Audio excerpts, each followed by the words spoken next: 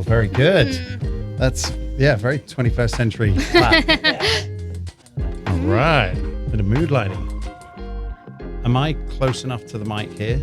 Yeah, perfect. Just do a little... Mic check, 1, 2. My name is Stefan Prior, here with Sophie Taylor.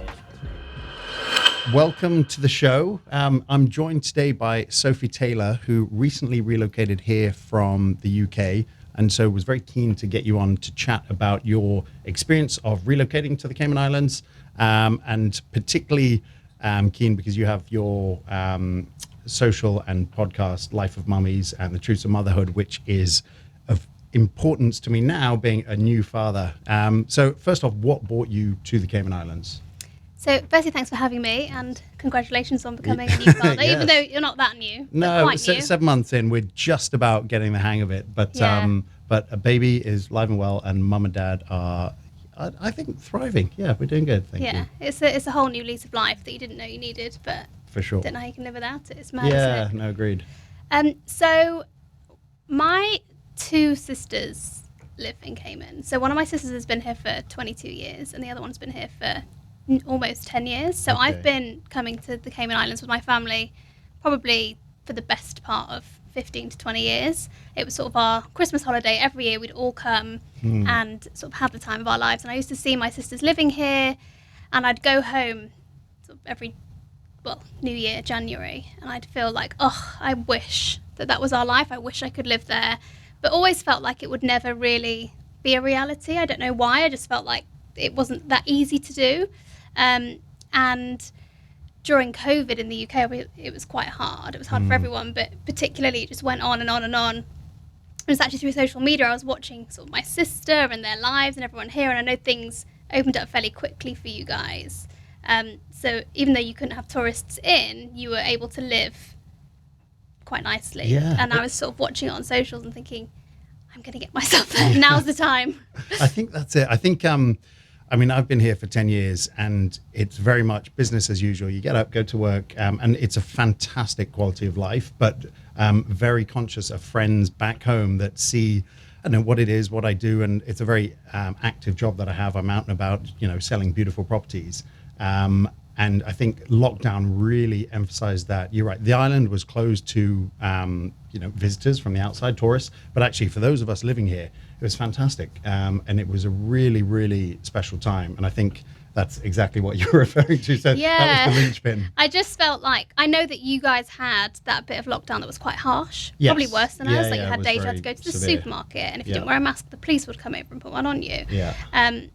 But once that reopened, ours just was like hell on earth. Yeah. I think I was isolating for about 7 weeks more with my kids. Everyone had COVID one after the other after the other. And that was when I was like, get me out. And were you in a city? You're in London, or? So we're in Hertfordshire, so just Okay. outside of London. Yeah. And I think that's it. Life, even COVID aside, I think the rat race, the city life it's tough. It's tough going. And I think what happens with Cayman professionals coming here generally, and this is a broad generalization, but people will spend their 20s to 30s, maybe even 35, 40s on that kind of treadmill, on that grind, and then kind of finally look up and realize, actually, I don't want to be doing this. I'm feeling burnt out. Have a bit of a, not quite a midlife crisis, but a realization. I think COVID definitely did that for a lot of people. People were forced to stop, slow down. Yeah. I think just reassess your life and think, is this where I want to be what I want to be doing? And so I think it was really healthy for that reason. That was exactly it. And for the first time, I was making decisions for our family rather than for other people. You get so consumed in other people's lives, what they want you to do.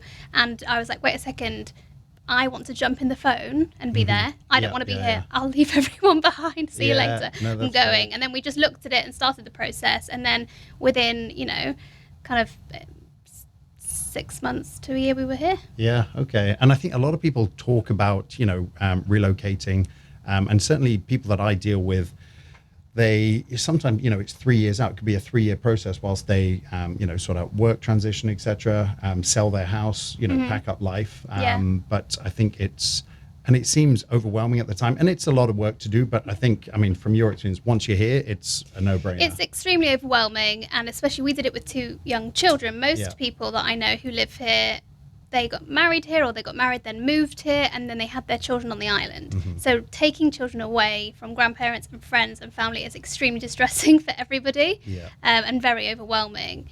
But we didn't sell our house; we rented it. We rent here. We didn't know how we would find it. I wasn't saying this is it forever. I was saying this is just for now. It's an adventure. Let's go. Let's just live our lives, because we haven't been able to live our life for 2 years, and let's see where it takes us. And that's sort of what brought us here. Yeah, nice. Well, I'd say like I hold a lot of bias towards the island. I've been here 10 years. I think it's the best place on the earth.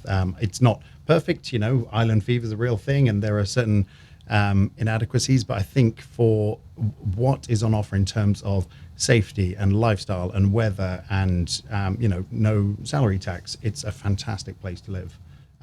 So back onto the kids and the relocation process. Talk to me through that process, how you told your family and friends, and then the actual logistics of, you know, getting here. Well, it wasn't easy. No. I kind of started off by, we think we might possibly potentially maybe one day if, and then to get their reaction, it wasn't that great, I'm not going to lie, you know. And I don't think it's so much about us, it's just all about the kids. Like, they're our grandchildren, they're, you know, our niece and nephew, so it was hard at first. And I had a few friends, mainly those that lived abroad, that really understood, because they had done it themselves, and they were like, what an incredible opportunity, life's for living, take it, you know, live for now, and all that sort of stuff. And then I had the friends that had grown up with my kids, and their kids were best friends, and they were like, what are you doing? How can you take them away from us? Yeah, how dare you? So it was very emotional, and I just kept thinking like, right, I need to do it, I need to do it, I need to do it. And in terms of actually sort of getting a place at school here and moving the children here, my daughter was 2, so she just didn't know what day it was. She was coming on holiday. Literally, she didn't need any explanation. My son was 5, so he was obviously knew what was going on. He's like us. He loves the beach. He loves to travel. He actually asked me if he could build a bridge from England to Cayman so his friends could come over. But he was more than happy to come. Yeah, that's great. The school process is quite difficult, because I'm sure, I don't know if you're aware, but there's huge waiting lists on a lot of the schools. You have to be really, really prepared if it's something that you want to do. A lot of the mainstream schools, even the locals, have their, you know, the kids' names on waiting lists and can't get in. Yeah, we're there already. We have a 7-month-old, and she's on all the school wait lists already. Yeah. But if you didn't know that, you wouldn't know to do it. My sister actually co-founded a school here called Footsteps, which is actually the only accredited beach school on the island, and it's fairly new. So luckily for us, she had a space. Yeah, that's fantastic. I actually wanted to come slightly earlier, and she didn't have a space, and I said, so what will I do with him? Thinking like, obviously I'm your sister, you're going to squeeze me in. And she was like, you'll have to homeschool him. And I was like, I'm just not coming. Yeah. That's not an option for me. I'm not. I just, no. Too stressful. So we waited until there was a space, and then we came over, and he started. Yeah, okay. And I have to say, I think for kids growing up on this island, it's such an active island, and just the opportunities, and also the it's such a very cosmopolitan place. Like you'll meet people from all walks of life and different nationalities. So I think to have your kids exposed to that is fantastic. It's unbelievable. That's something that I will be forever grateful for coming here. Is firstly, the people are amazing. It's like everybody's a little family. Yeah. You know, and I'm sitting out for lunch with somebody who's from Hong Kong, someone's from New York, someone's from Croatia, you know, people that I would never have, you know, bumped into before in my life. And I just think everybody's so welcoming. And, you know, if you have kids the same age, I feel like there's such a great social circle for that side as well. And obviously with no kids, it's a different life, boat party lifestyle. But with kids, soft play all day long, but you've got people to, you know, to socialise with. It's not a lonely place. Yeah, and I'd certainly agree with that. I think from an expat perspective, you don't have, you know, direct family here. And well, aside from yourself, who has 2 sisters here. So your friends are your family, and people of everyone has made that transition across here. And so they're very welcoming, very accommodating, you know, inviting you, you know, places where, as I feel in, I don't know, certainly London, you don't, whilst it is a very social place, and particularly, you know, for youngsters, once you get that family, it's it can become, quite isolating in a way. Well, we definitely, hands down, have a better social life here than we did in the UK. We do. Like, okay, we had family. I think that the hard part about bringing kids away is I don't have anyone to take my kids for the night. Like, I haven't had a second away from my kids in like a year, which is tough. Yeah. But in terms of like the social side, I think that everybody, like you say, is so welcoming and so inclusive, and anything goes. And that's what we've really found. We're just busy the whole time. Yeah, and I think that's it. There's just so much on offer, and the island is very small, and so you're only really 5 to 10 minutes away from school drop-off or friends, and so play dates, etc., are significantly easier. You're not trekking, an hour across town to go and meet up with someone. We worked out that when we used to take my son to school, it used to take my husband 40 minutes to get to the school, 50 minutes to get to work, and then it used to take me 2 hours to pick him up in the afternoon. Yeah. So we're traveling like 4 hours a day. Yeah. Just to drop off and pick up. So I remember when I was like at home in England, and I was like, well, where's the school from the house? And I went on Waze, and it was like 3 minutes. Yeah.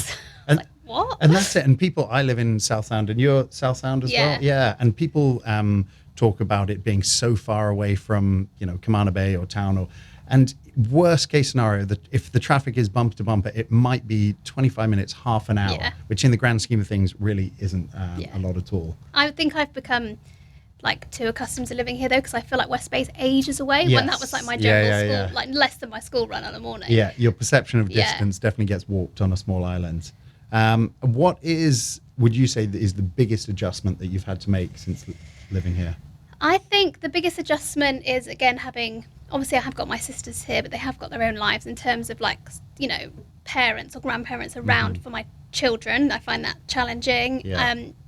Even though we moved here for the weather, I find the weather quite challenging, which I'm not allowed to complain about. If I dare mention it to my friends in England, too hot they're just like, are you joking? And I'm like, no, but it's 35 degrees and I'm on the school run and I'm trying to pick up a screaming baby and I'm boiling hot. That's the heat is something that I'm getting used to.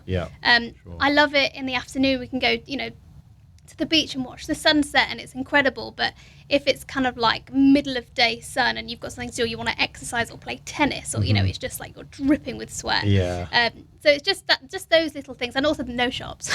No shops, and I think that it's a double-edged sword, that because there are shops on island, obviously, for anyone listening, but they're fairly expensive and choice is limited. So I mean, you counteract that by doing, a shopping trip to Miami or Tampa, kind of fill your suitcases and come back. I had a sensory overload when I went to Miami. It was the weirdest thing. I was looking at the buildings, like things are high, and like it's just, I've just come from a cosmopolitan city and I've forgotten all about that. And now I'm like overwhelmed by buildings. Yeah, no, very much so. But I am enjoying not shopping as much, because I felt like my kids would just walk into even like an Asda superstore and they could just grab anything. Not anything, but they could just take a toy if they wanted. Whereas here, I'm like, absolutely not. Yeah, and all shops, or majority of shops, are all closed on Sunday, which is obviously a free day. So you're not going shopping then. Yeah. But it is nice that we don't have, and I feel super left behind of the modern world almost, having been here 10 years, but we don't have Amazon next day delivery. No.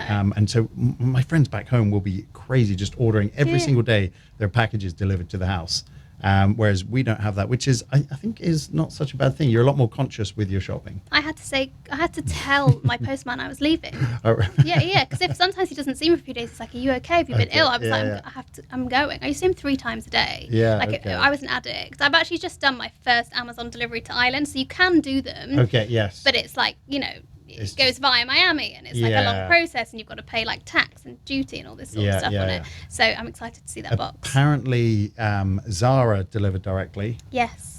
Which my wife Sophie is very excited about. She told me. Oh, she told you? She tipped you off? Yeah, because I was like, I can't wait to go home. She's like, you don't need to wait. Yeah. It'll come to you. Yeah. But that's it. The island living does have there's just no returning stuff if it comes. It's strict no returns policy. Yeah. Just so either just give it away or resell it. Yeah. You have to be conscious with that.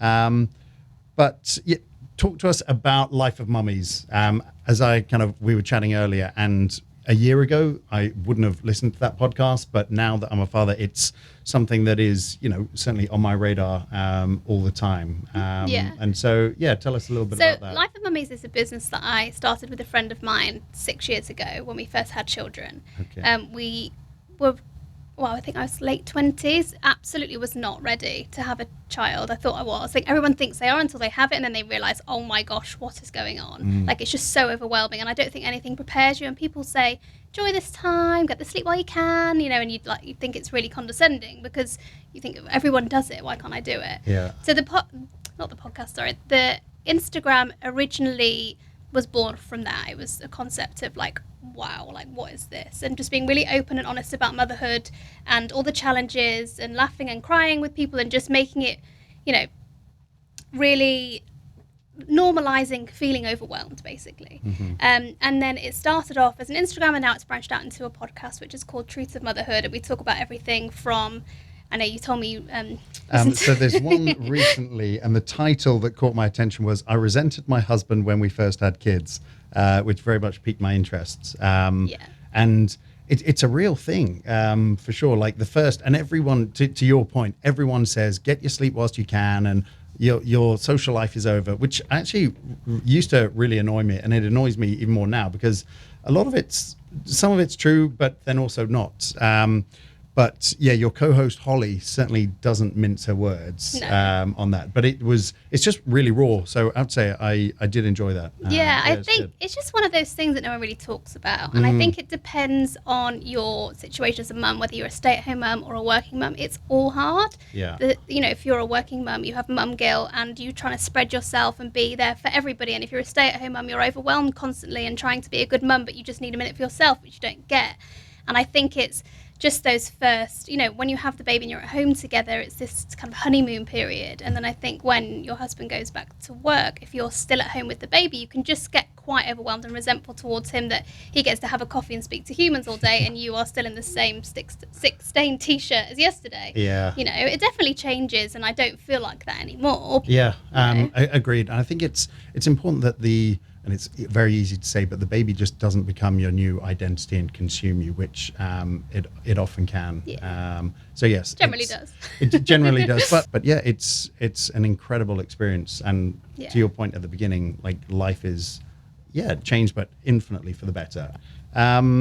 What would you say makes Cayman great for families? So, bringing up children in the UK, and we did go into central London all the time, I was always really safety conscious. They both had to stay in a buggy, even though my son didn't want to be in a buggy anymore, because he's an adult now, but he wouldn't sit in a buggy. So I was like, you sit in that buggy. I used to give him the phone just to silence him, so he'd sit, because I was like, it's not safe, there's people around, it's busy, someone can take you, there's busy roads, and it's true, because you've got children roaming aimlessly around London, like they can get lost.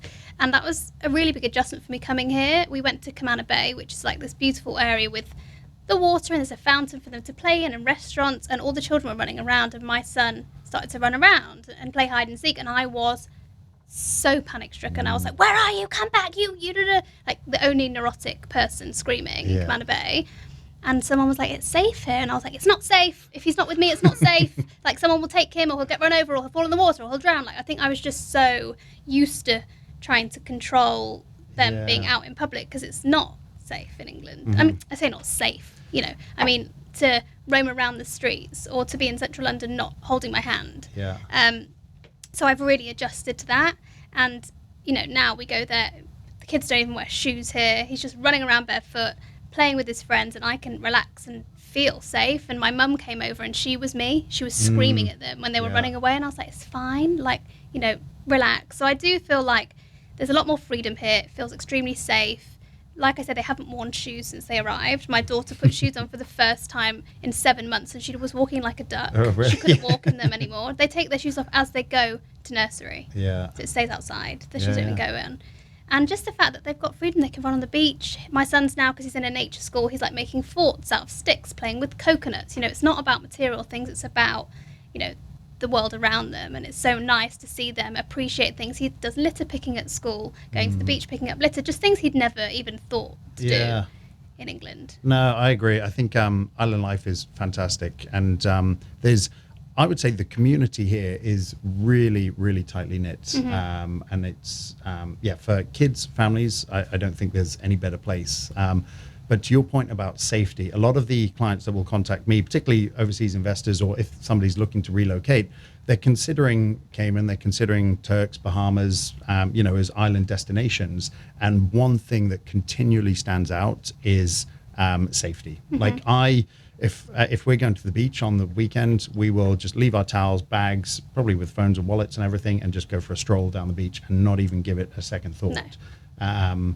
And Frankie's not quite off running, on her own Yeah. yet, but I'm sure we'll get there. It's something that you really have to adjust to because, like, it's a real change. And I do think that you always have to have an element, of like, okay, my phone is there and like, how long do I want to leave it there? Yeah. But I don't lock my car. Shouldn't really say that. Yeah. I leave the engine running when I go pick up the kids from school because I want the car to be cool. I don't want to get back in the boiling heat, and I've never had a problem. I've never worried that it's going to get stolen. I would never do that in the UK, leaving my car on while I go into a shop. Yeah, no, agreed. So the main things are, one, it's an English-speaking island, which, as Brits relocating which I find really bizarre because I remember when I was like looking at properties, which I'll talk to you about in a minute, online, please. speaking to like estate agents, and I would assume that they would not be English, and then someone would be like, "Hi, love, it's Becky. Can you show you around the house?" And I was like, "Oh my gosh, like you're English." And I always said it was like the best kept secret. You're kind of the supermarket, and there's people from like loads of Brits. I'm like, you're all here. It's like everyone's migrated here together, which is so lovely. And I think that's it. It definitely feels a home away from home. Whilst obviously the beaches are fantastic and the weather is hot. Yeah.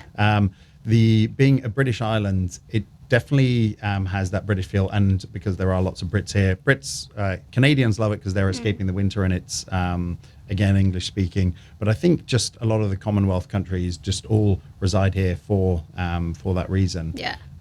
So English speaking, very safe. Certainly when you compare it to a lot of the other Caribbean islands, which you just don't leave the resort. Yeah. And then also healthcare as well. The healthcare on the island is phenomenal. You pay for it with your insurance, but you get seen the next day and anything that you need. I can't lie, I am really enjoying that. At home it's like the NHS. It's just such a long waiting list unless you go privately, and I'm literally like, what am I covered for? Yeah. Okay, I'm like, okay, great. Like 10 physiotherapy sessions I've got really bad. Like back, I'm going to go and sort it out, and Yeah, and if you've got sessions left up for the end of the year, you think, right, better use those up, and sort of you're actually far more proactive about your health instead of waiting 100%. Until you're on death's door to go and see the doctor or whoever it is, the physician. What advice would you give to other people looking to relocate to the island? So my advice would be, if you're coming with children, check the spaces in the schools before you sort of come over, or before you have like a start date to start work. Just make sure kids can go to school if they're of school age. Really look into the cost of living, because yes, it is tax free, but it's extremely expensive to live here. Something that we did know because we'd been here before, but like supermarket, it's like you definitely that make sticker up for shock. it. Honestly, you never really get over. No. Like if I did a big shop at, call it Tesco's in the UK, that would be maybe £75 to £100, whereas here a weekly shop will be $350 Cayman dollars, quite easy. So coming from a family of four. A family of four, there you go. My shops in the UK were $174 a week, which compared to you is quite a lot. Yes, yeah. Here, last week I spent $500. And I didn't, when I tell you, me and my husband argue when we get home, because he's like, what did you buy? Do you do that? That's what you argue What did you over. buy? And he's like, I'm like, I bought, and he's like, but there's got no dinner. Yeah, and then the fridge will be empty within a week. And Like strawberries are £10, Yes, that's just, a toilet roll can be 26. Yeah, what? I think that's a really good point, actually. Yes, the salaries are tax-free, but the cost of living is incredibly expensive. And that obviously follows on with the, the real estate, and whether you're renting or buying as well.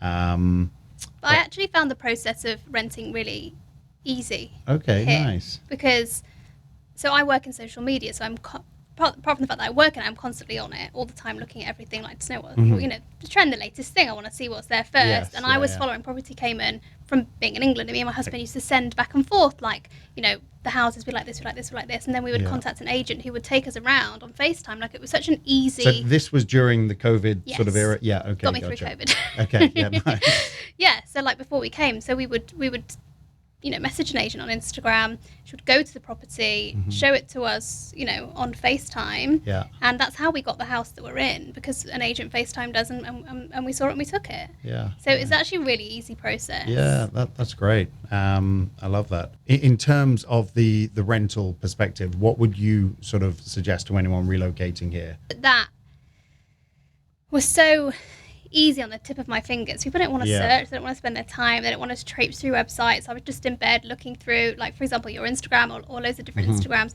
and, you know, we were looking at properties, and obviously now you show, like, you have video, so you show around the property, which is great.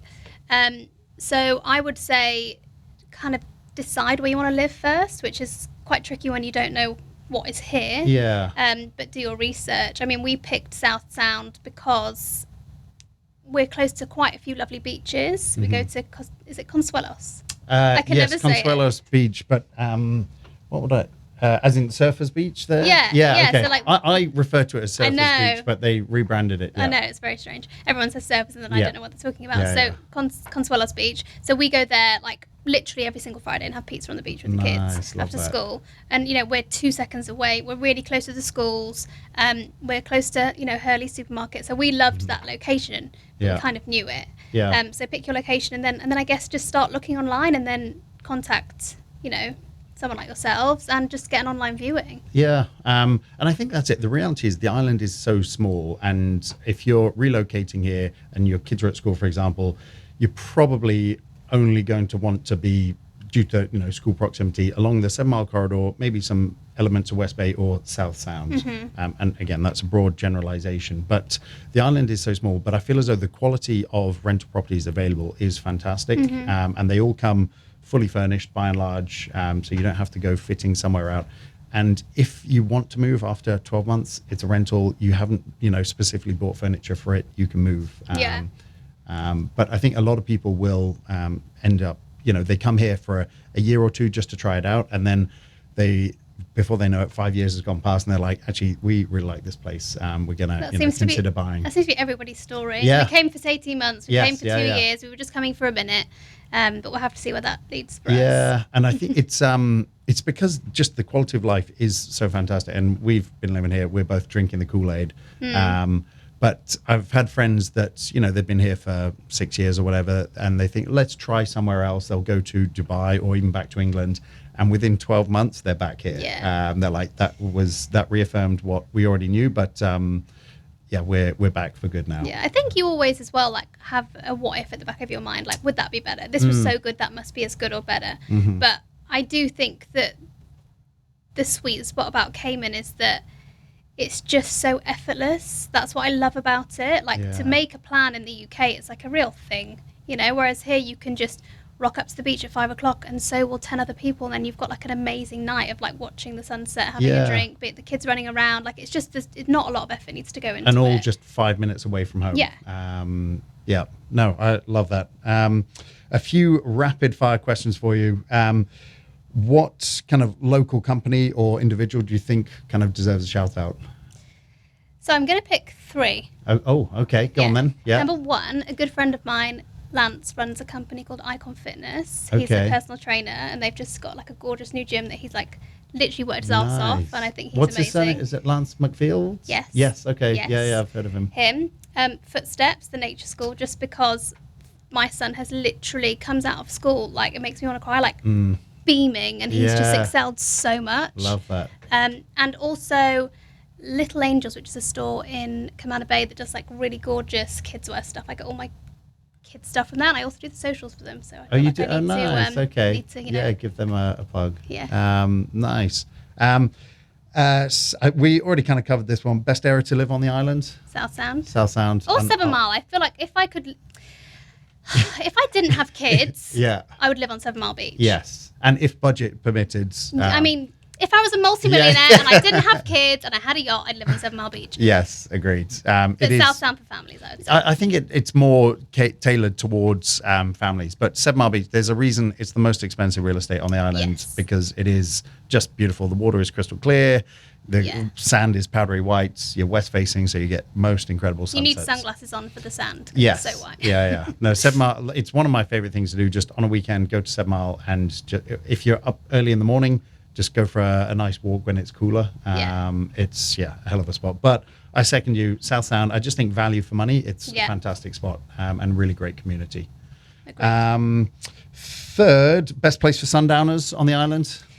So I I really like Tilly's. Obviously, I feel like it's like a no-brainer Yes, for you. yeah. But people who don't know, in the UK, it's like the most gorgeous, serene Yeah. spot on the beach. Our friends love it. And actually, their Thursday night burger and lobster night is Unbelievable. phenomenal. Yeah. And in terms of value for the island, I think it's the best deal It was going. the first place we came to when we got here. Oh, We were really? like, is this real life? Yeah. Yeah. And that's it. Whenever we have, friends or family come visit, we're always at Tilly's for the majority It's of like the week. showing off a bit. Yeah. Come to Tilly's. It is such a beautiful spot. Yeah. And then finally, what do you love most about Cayman? If you had to sort of sum it up or pick one thing. The people. Yeah.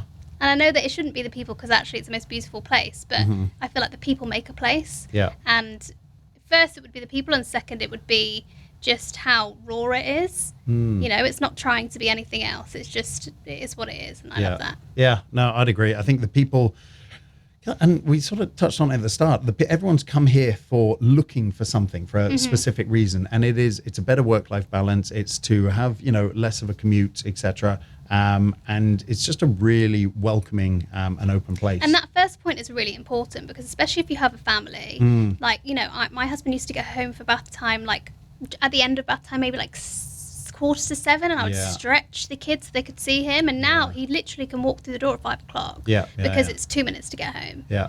No, I love that. And the value on that is, It's infinite. huge. And I think, yes, now as a new family man, I think it's a phenomenal place. But then even, prior to that, you've got people from all different ages sort of relocating here. So. That's it. Nice. All righty. Well, thank you very much for coming in to chat today. Thank you for having me. It's been, a real pleasure. And it really does warm my heart when people relocate here and just love it. And I've not had a bad experience yet from anyone. And that's what I find really gratifying about my job, is being able to assist people in that process. Yeah, it really is. For you to find someone a property here, it's their home, Yeah. It's a home for somebody. It's a big deal. And for someone that's relocating to the island, if they've never been before, I don't take that lightly. You might be the first person they meet, Stefan. Yeah, well, yeah. It's a big job. Exactly. It's a lot of responsibility. And where can people find you online? So our podcast is called Truth of Motherhood. As I've mentioned, I love a good Instagram. So my Instagram with my business partner Holly is at Life of Mummies, and my personal one is I'm Sophie Taylor. Alrighty. Thank you very much. Good chatting. Thank you. Alrighty. See you soon. Bye.